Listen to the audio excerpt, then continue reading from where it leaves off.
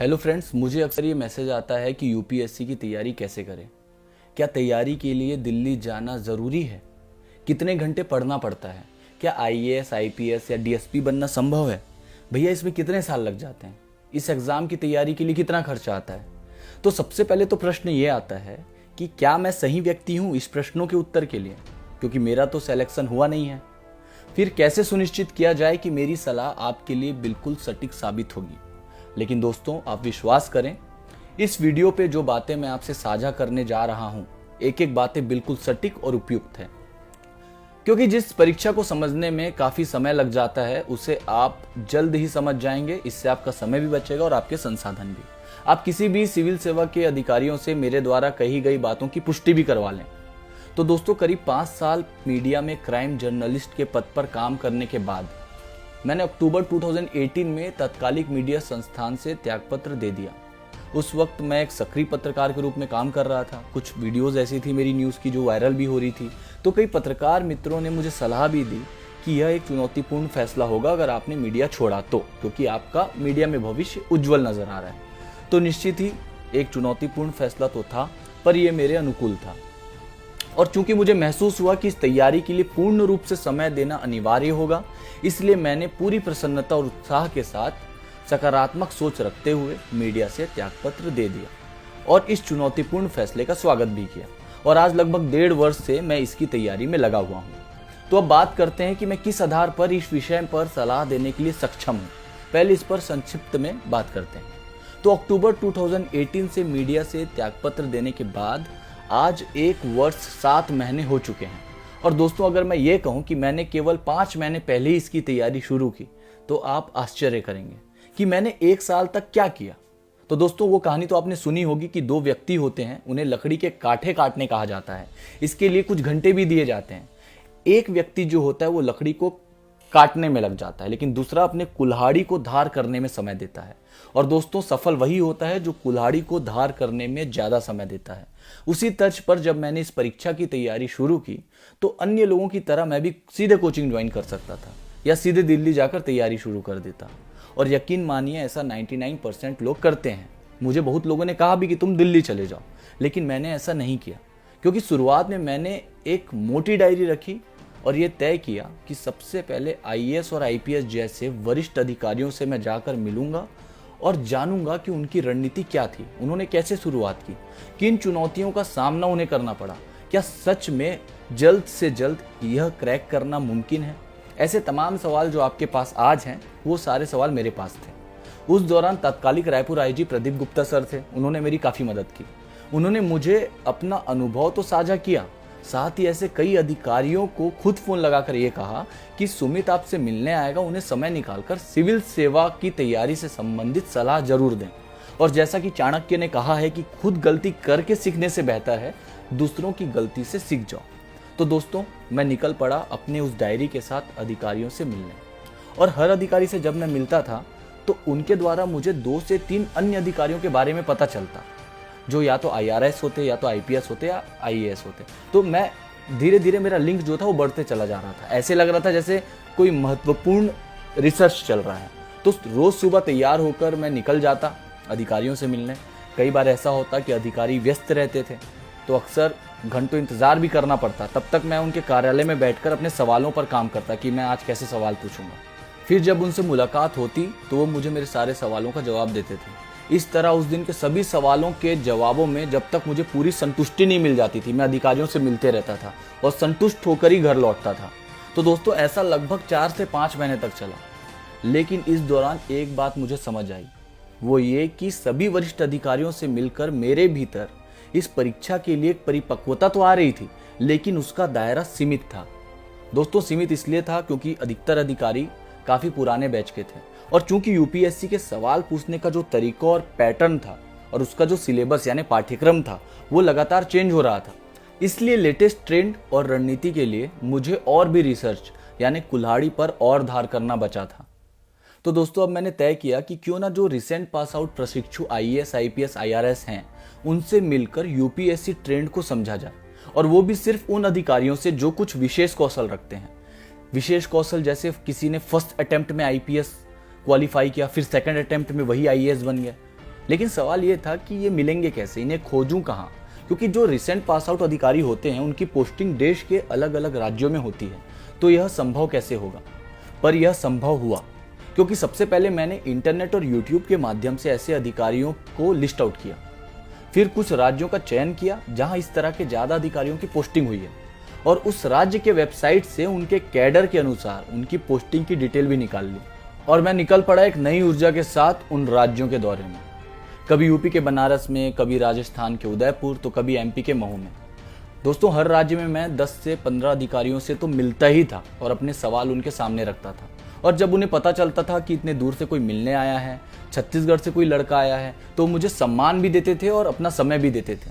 और दोस्तों, काफ़ी स्ट्रगल भरा हुआ समय होता था, क्योंकि मुझे इस राज्य से उस राज्य और किसी भी राज्य के एक शहर में काफ़ी दिनों तक रुकना पड़ता था। कोई अधिकारी 2 दिन बाद का समय देता था, तो ये काफ़ी स्ट्रगल भरा तो था, लेकिन उसका रिजल्ट बहुत प्रभावशाली था। और मैं मीडिया संस्थान के मेरे बड़े भाइयों को भी तहे दिल से शुक्रिया अदा करता हूँ कि छत्तीसगढ़ में जिनकी पोस्टिंग होती थी उनके द्वारा प्रयास कर मुझे कांटेक्ट करवाया जाता था। जैसे ज्ञानेंद्र तिवारी भैया हो गए, राहुल सिन्हा भैया हो गए, सुदीप त्रिपाठी भैया हो गए, मोहन तिवारी भैया हो गए, और भी कई बड़े भाइयों ने मेरी काफ़ी मदद की। तो दोस्तों, इस तरह मैंने लगभग 50 से भी ज़्यादा अधिकारियों से मिलकर इस परीक्षा के लिए एक रणनीति तैयार की, अपने आप को परिपक्व किया।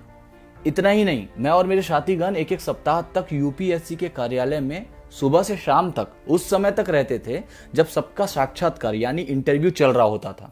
उस समय यूपीएससी लोग पहुंचते थे अपना इंटरव्यू देने के लिए, तो जो भी वहां आता था तो इंटरव्यू देने के बाद जब वो निकलते थे तो हम वहां पे उन्हें रोकते थे और उनसे आग्रह करते थे कि वो हमें बताएं कि उन्होंने तैयारी कैसे की। तो इस तरीके से भी हमने रिसर्च करने की कोशिश की।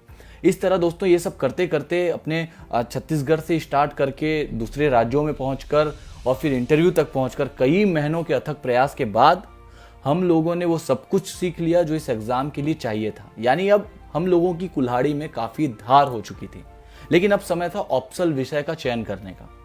अपने रिसर्च के अनुसार इतने अधिकारियों से मुलाकात करने के बाद मैंने हिंदी साहित्य को अपना ऑप्शनल चुना। और आपको पता होगा कि यूपीएससी में 32 से भी ज़्यादा जनरल स्टडी के टॉपिक्स होते हैं, और वही इसके अलावा आपको एक ऑप्शनल लेना होता है जो काफ़ी महत्वपूर्ण होता है। दोस्तों, मैंने दिल्ली जाकर सिर्फ और सिर्फ ऑप्शनल की कोचिंग की, और जनरल स्टडी के लिए मैंने सेल्फ स्टडी करने का ही निर्णय लिया, और आज पिछले 3-4 महीनों से मैं सेल्फ स्टडी ही कर रहा हूँ। तो दोस्तों, आप समझ गए होंगे कि मैं आपके प्रश्नों के उत्तर देने के लिए एक मजबूत आधार तो रखता हूँ। तो बात करते हैं आपके सवालों की। पहला सवाल, क्या इस एग्ज़ाम के लिए सबसे ज़्यादा दिल्ली में कोचिंग जरूरी है, या तेज़ दिमाग का होना ज़रूरी है, या ज़रूरी है स्कूल कॉलेज में हाई परसेंट लाना?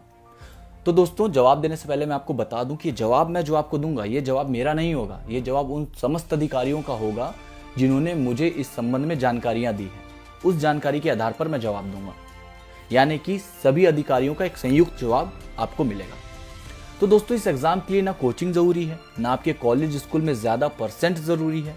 इस एग्ज़ाम के लिए जो सबसे ज़्यादा ज़रूरी है वो है समाज में आपका अनुभव, आपका कॉन्फिडेंस और आपके सोच का दायरा। क्योंकि यूपीएससी आपके किताबी ज्ञान की जांच नहीं करता है, बल्कि आपके सोच के दायरे की जांच करता है, आपके आत्मविश्वास की जांच करता है, जो कि दिल्ली जाकर या स्कूल कॉलेज में अच्छे नंबर लाकर प्राप्त नहीं किया जा सकता। यूपीएससी आपसे एक सक्षम अधिकारी के मूलभूत क्षमताओं की जांच करता है।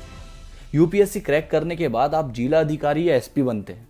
आप कुर्सी में बैठकर किस कॉन्फिडेंस से काम करते हैं, कितने दबाव, कितनी चुनौतियां झेल सकते हैं, कैसे इतने दबाव और चुनौतियों के बीच संतुलित होकर बेहतर फैसला ले सकते हैं। इस दायरे और आत्मविश्वास की जांच यूपीएससी करता है। इसलिए दिल्ली जाकर अपना समय ना गंवाएं, बल्कि सेल्फ स्टडी और समाज में चल रहे मुद्दों को अपना आधार बनाएं और उस पर ज़्यादा समय दें। और दिल्ली में कोचिंग की कोई अनिवार्यता है ही नहीं, क्योंकि पहले के ज़माने में बुक ज़्यादा अवेलेबल थे नहीं, ना ही गाइडेंस थे। इसलिए गाइडेंस के लिए लोग दिल्ली जाया करते थे। अब उसकी आवश्यकता बिल्कुल नहीं है। आप इंटरनेट में अगर सर्च करें तो टॉपर टॉक सुनकर, यूट्यूब में टॉपर टॉक देखकर अपने बुक्स भी डिसाइड कर सकते हैं और अपनी रणनीति भी बना सकते हैं।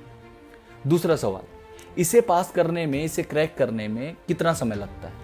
तो दोस्तों, अक्सर आपने सुना होगा कि फलां अधिकारी ने फर्स्ट अटेम्प्ट में इस एग्जाम को निकाला, और हम इस फर्स्ट अटेम्प्ट को 1 साल मान लेते हैं, लेकिन ऐसा बिल्कुल भी नहीं है। 90% अधिकारियों ने ईमानदारी से ये बताया है कि इस एग्जाम के लिए एक परिपक्वता की जरूरत होती है, जिसके लिए 2 से 3 साल लगते ही हैं।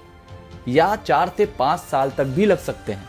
जो फर्स्ट अटेम्प्ट में निकलते हैं उनका सिर्फ यही मतलब होता है कि उन्होंने 3 से 4 साल की तैयारी के बाद पहले प्रयास में सफलता हासिल की है। यानी कि 2 से 3 साल या 3 से 4 साल एक अच्छे समय तक वो तैयारी करते हैं, उसके बाद वो परीक्षा देते हैं। जैसे मैं पिछले 3 महीने से तैयारी कर रहा हूँ, लेकिन 17 महीने से मेरा रिसर्च चल रहा है। यानी फर्स्ट अटेम्प्ट का मतलब 1 साल नहीं होगा। कई बार ये होता है कि लोग भले ऐसा बोल देते हैं ताकि उन्हें अच्छा महसूस हो, इससे ज़्यादा ये कुछ भी नहीं है। अगर 1-2 साल में सब IAS या IPS बन गए तो हर घर में एक अधिकारी आपको मिलेगा। तो आप कभी भी फर्स्ट अटेम्प्ट को 1 साल ना माने। फर्स्ट अटेम्प्ट का मतलब होता है जब तक आपकी तैयारी पूरी नहीं होती, चाहे इसमें 2 साल लगे, 3 साल, 4 साल, तब तक आप अटेम्प्ट नहीं देते हैं। जब आपकी तैयारी पूरी हो जाती है और आप अटेम्प्ट देते हैं और उस अटेम्प्ट में आप निकल जाते हैं, तो फर्स्ट अटेम्प्ट में सिलेक्शन का मतलब वो होता है, ना कि 1 साल। तीसरा सवाल, लाखों लोग इसकी तैयारी करते हैं लेकिन सफलता कुछ ही लोगों को मिलती है, तो हम तो कहीं नहीं है। तो दोस्तों, जैसा कि मैंने पहले ही बताया है, यह एग्जाम किताबी ज्ञान का बिल्कुल नहीं है। ये आपके सोच के दायरे की परीक्षा है। आज कोरोना जैसी वैश्विक महामारी को रोकने में कई अधिकारी एक महत्वपूर्ण भूमिका निभा रहे हैं। वो ये भूमिका कैसे निभा रहे हैं? किताबी ज्ञान से या वर्तमान मुद्दे की बारीकी समझकर? वो ये कर रहे हैं परिस्थितियों को देखकर, अपने तत्काल निर्णय लेने की क्षमता से, अपनी सूझबूझ से। और लोग ऐसे एग्जाम को बिल्कुल नॉर्मली लेते हैं। वो या तो तैयारी करने की, जैसे ही उन्होंने सोचा तैयारी करना है, वो सीधे कोचिंग ज्वाइन कर लेंगे या अपने हिसाब से पढ़ना शुरू कर देंगे। और ये गलती 99% लोग करते हैं।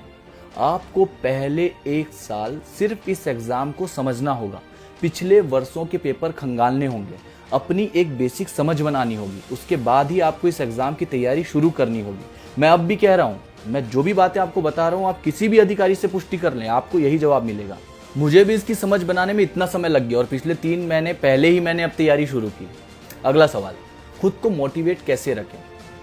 दोस्तों, ये सवाल मैंने लगभग सभी अधिकारियों से पूछा और मुझे एक बात साफ साफ समझ में आई, क्योंकि उन्होंने कहा कि डिमोटिवेट आप तभी होंगे जब आपको खुद पर भरोसा नहीं हो। और ये भरोसा तब खत्म होता है जब लोगों की बातें आपको प्रभावित करती हैं। यानी कि इस एग्जाम के दौरान लोगों की जो भूमिका होगी वो काफ़ी ज़्यादा होगी, आप याद रखें। लोग कहते नहीं थकेंगे कि इससे नहीं होगा, ये नहीं कर पाएगा, ये टाइम वेस्ट कर रहा है, ले देके तो कुछ लोगों का होता है। लेकिन सवाल ये है कि आपको कितना फ़र्क पड़ता है। और ऐसे आलोचकों की संख्या बहुत अधिक होती है, क्योंकि जब कोई आपकी बुराई कर रहा होता है तो सुनने वाले और बुराई करने वालों को एक रस प्राप्त होता है।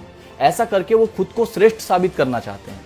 याद रखें, सफल होने पर यही लोग आपके आसपास दिखेंगे, ये पूरी भीड़ दिखेगी, सब आपसे अपना संबंध बताएंगे। लेकिन असफल होने पर यही आपको कहेंगे, मुझे तो पता था ये नहीं कर पाएगा। इसलिए कभी लोगों की बातों से खुद को हतोत्साहित बिल्कुल ना करें, क्योंकि सफलता भी आपकी है और असफलता भी आपकी है। आप सोचें, आप उन घोड़ों में से बिल्कुल नहीं है जिन्होंने रेस में तो हिस्सा ही नहीं लिया। आप उन घोड़ों में से हैं जिसने रेस में हिस्सा तो लिया। इसलिए ये तैयारी ना समाज के लिए, ना लोगों के लिए, ना आलोचकों के लिए और ना ही अपने परिवार के लिए करें। इस एग्जाम की तैयारी खुद के लिए करें, अपनी बेसिक नॉलेज बढ़ाने के लिए करें। सफल होने के बाद बाकी सब आपके पास होंगे ही। इसलिए याद रखें, आपकी लिमिटेशन आप खुद हैं, कोई और इसे डिसाइड कर ही नहीं सकता जब तक आप ना चाहें। इसलिए इस परीक्षा को लेकर चर्चित वहमों से बचें, सही दिशा में मेहनत करें, रिसर्च को अपने तैयारी का आधार मानें और आत्मविश्वास के साथ इसकी तैयारी में पूरे जोश के साथ जुट जाएं। एक अधिकारी ने मुझसे कहा भी था कि ये बहुत इंटरेस्टिंग एग्जाम है और काफ़ी इंटरेस्ट के साथ पढ़ाई करें। अगला सवाल, क्या अच्छे तरीके से हार्ड वर्क करके इसमें सफलता निश्चित है? क्या मैं सही दिशा में मेहनत करूं, पूरी मेहनत करूं तो सफलता निश्चित है? तो दोस्तों, ऐसे कई लोग हैं जिनके पिता रिक्शा चालक हैं, ऐसे कई लोग हैं जिनके पिता काफ़ी पैसे वाले हैं, काफ़ी रसूखदार हैं। सिलेक्शन सभी का हुआ है यदि आप में अधिकारी बनने की क्षमता है। क्षमता से यहाँ तात्पर्य बेसिक समझ से है। क्या आप किसी भी इशू को समझने की काबिलियत रखते हैं? क्या आप एक जिले को मैनेज करने की काबिलियत रखते हैं? क्या कोई इशू चल रहा है, उसके सॉल्यूशन देने में आप सक्षम हैं? इस तरह की मूलभूत क्षमता आपके अंदर है तो निश्चित आप सफल होंगे।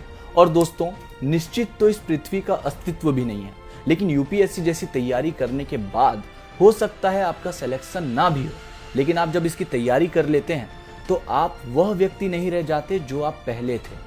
अब आप बिल्कुल बदल चुके होते हैं, आपके ज्ञान का स्तर बढ़ चुका होता है। अपने ज्ञान के आधार पर आप कुछ भी कर सकते हैं।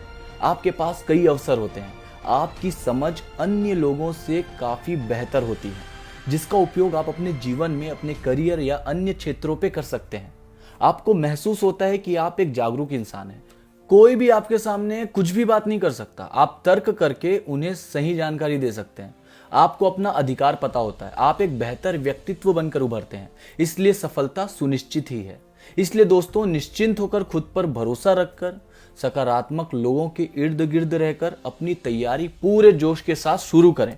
और दोस्तों, इस वीडियो को बनाने का एकमात्र उद्देश्य यही है कि जो गलतियां सबने की, जिन गलतियों से सबने सीखा, वो गलती करके आप ना सीखें।